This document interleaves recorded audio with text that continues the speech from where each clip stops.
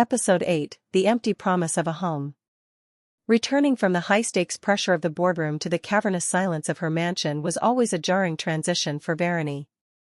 The grand, art-filled halls that were meant to signify success and heritage felt less like a sanctuary and more like a beautifully decorated cage.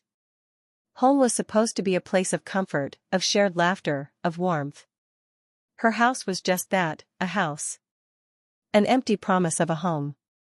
Mr. Sharma's words from the board meeting echoed in her mind. A stable, supportive partner is crucial. She let out a short, mirthless laugh as she walked through the foyer, her heels clicking sharply on the marble floor. What would he say if he saw this? The perfect, silent, and completely sterile environment she returned to every evening. She walked past the formal dining room, its long table set for 12 but never used. She bypassed the grand living area, its plush sofas and ornate fireplace untouched and cold. Her path was always the same, from the front door, up the sweeping staircase, directly to her private wing.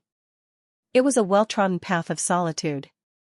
Tonight, the silence felt heavier than usual.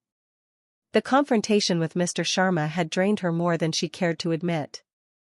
She longed for someone to talk to, someone to vent her frustrations to, someone who would understand the unique pressures she faced. But there was no one. Her mother would only see it as another opportunity to push for divorce. Her friends, successful in their own right, couldn't fully grasp the strange fiction of her marriage. Pausing at the base of the staircase, she glanced down the long corridor that led to Alex's wing. A single, soft light glowed from under a distant door. For a fleeting moment, an absurd thought crossed her mind, to go and talk to him. To tell him about the whispers, about the condescending old men, about the sheer loneliness of it all. The thought was as shocking as it was ridiculous. He was the source of the whispers, the very subject of the board's unasked questions. Talking to him would be like complaining about the rain to the storm cloud itself. Shaking her head to clear the strange impulse, Varuni continued up the stairs, the weight of her empire and the emptiness of her home settling upon her shoulders like a familiar, heavy cloak.